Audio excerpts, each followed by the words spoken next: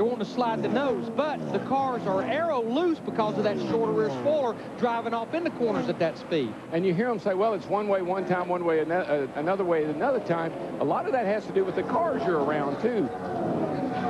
Right now, no cars around Kurt Busch, but the gap still 1.6 seconds to the leader. Jimmy Johnson and Sterling Marlin just exchanged 12th place. And how about last week's winner, Jeff Gordon? He finds himself only about 5.5 seconds from going a lap down to Greg Biffle. Back in 18th spot, and that's about as good as he's been all day.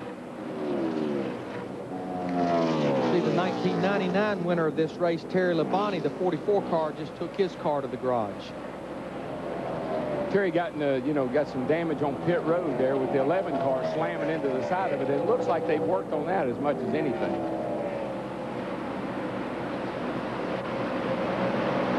Now, Jeff Gordon's running about 31.03, while Greg Biffle runs 30.80, 0.2 of a second difference. But, you know, going back to Jeff Gordon, the 24 car, we talked about Ryan Newman in the 12, how they struggled in both those practice sessions yesterday. Jeff Gordon, Robbie Loomis, that 24 car, I don't think they ever got their car to where it needed to be during practice. And it's not just the Hendrick cars who are not faring well. Last year's winner, Elliott Sadler, is the next car in front of Greg Biffle, in danger of going a lap down. And Sadler's lap times just about a 10th slower than Biffle, so we're a ways from that happening. But those tenths add up over the course of 207 laps. That's how many we've completed, with 127 to go in the Samsung Radio Shack 500 on Fox. A fender patch blew off Travis Quapple's car in turn 1. That puts us under caution. Pit road is open. Here's Matt. Leader Greg Biffle says he needs to turn better. Today, his car has responded most to wedge. They're going to try another wedge adjustment. This also puts this team and all the other leaders in a window to make it on one more stop. Left side tires going on to Steve Burns. Kurt Busch says he's tight on exit. They get a small wedge adjustment, a half pound of air out of the right rear, half out of the left front. Good stop, Jeannie. Mark Martin's crew chief Pat Drayson said clean in, clean out, as Martin reiterated, look, but I can't stand these restarts, so I guess I turn around fair play here. 4 tires, fuel, and a track bar adjustment, Dick.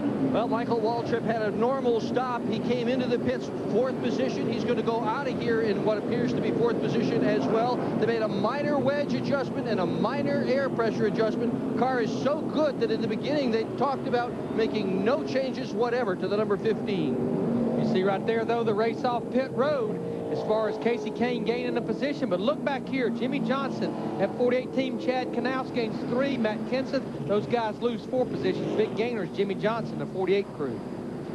There you see the times on pit road, including the pit stop. Casey Kane, Tony Stewart having the fastest times. Ricky Rudd and Matt Kenseth having the slowest times of the top 10. Michael Waltrip missing from that graphic. His time did not register. But let's show you what brought out the caution down here in turn 1. Watch the yellow car.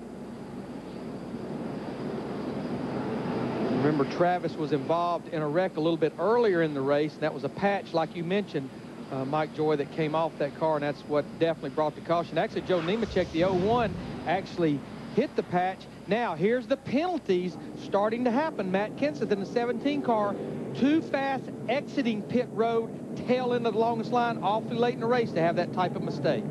Larry, I can tell you why guys keep having a problem on exiting a pit road.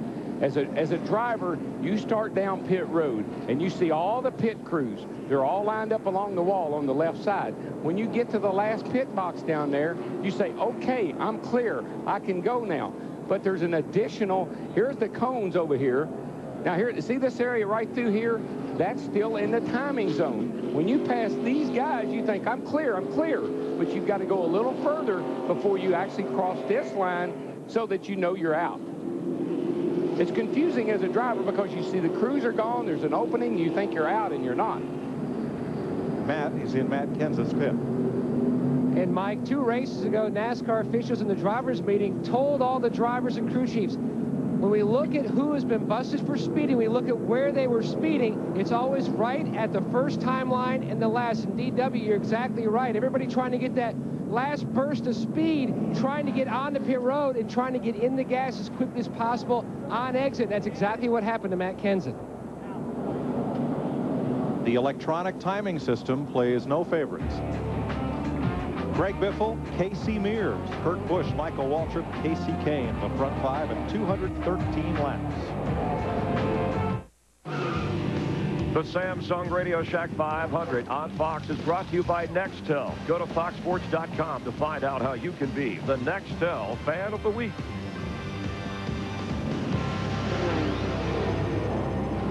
I'm with our NEXtEL Fan of the Week, Kim Fuller, a.k.a. the Martha Stewart of NASCAR without the nifty ankle bracelet. And you didn't do anything criminal, right? No, just made a real pretty display here for food to eat.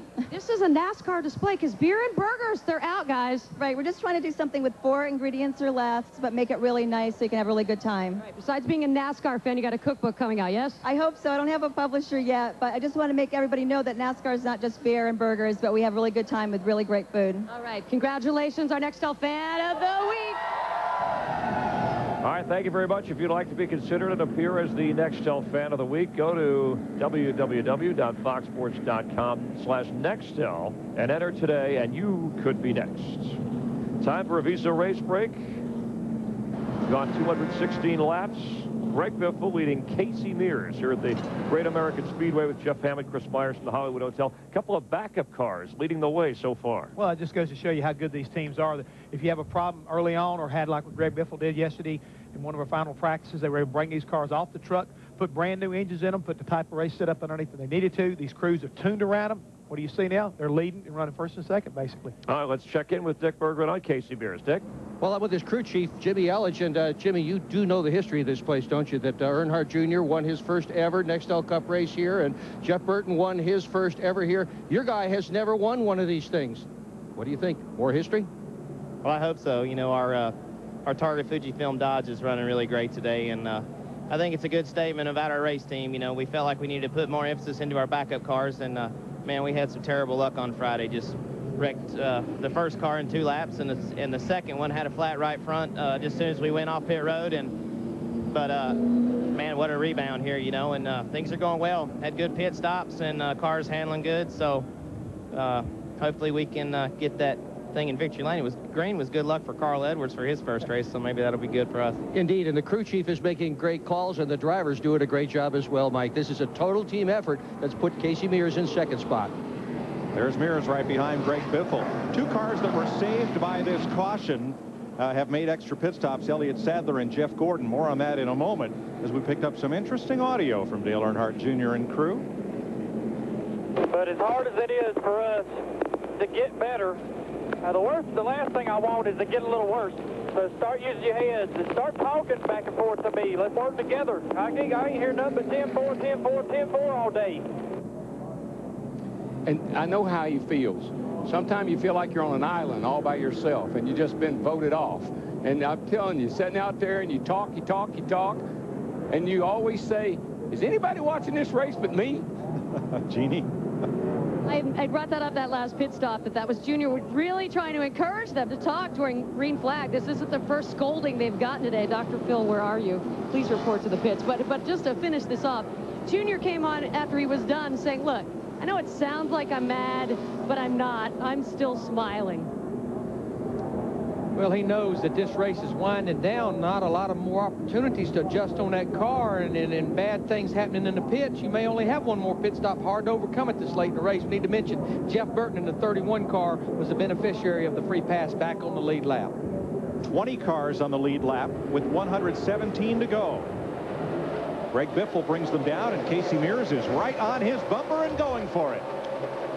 And a lot of hungry cars trying to get back on that lead lap, like Dale Jarrett in 88, Jimmy McMurray, outside pole sitter in the 19. Biffle lucked out, got down in front of Dale Jarrett there, and makes it a little bit tougher for Casey on the outside, but he's going to make it, I think. Boy, Casey Mears, though, in a 41 car, got a great run off turn 2. He moves to the high side, slides down in front of Dale Jarrett in 88 car. But look at that red Dodge of Casey Kane slicing underneath the Ford of Kurt Busch, side by side for third.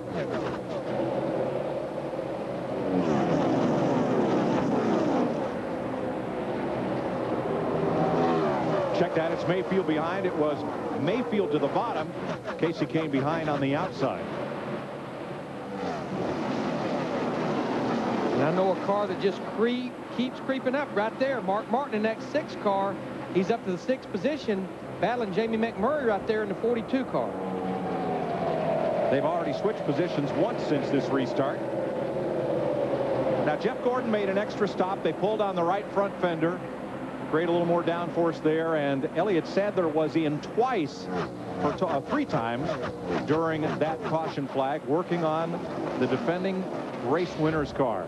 Good time to work, though. They just barely stayed on the lead lap before that caution came out. There we see Casey Kane, though, in that 9 car, moving to the high side. Michael Waltrip in the 15 slams the door. He does a crossover, though, on him. This is a battle for the 4th position. Got that right. It's a battle right there, boy. Kane makes the pass. Steve, what did they do to Elliott Sadler's car?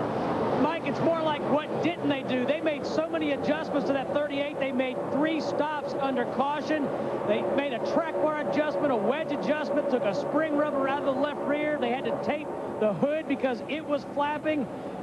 Todd Parrott said we might as well make these adjustments. We have nothing to lose at this point. Absolutely nothing. Again, they were going to be about the last car on the lead lap. You see Matt Kenseth in the 17 car. He also made an additional stop. Remember, had that penalty a while ago for too fast exiting pit road. This is a battle right here for about the 17th position between the 24, 31, 17, and 38. And that 24 car, there's something about Texas and that 24 car that don't seem to like each other.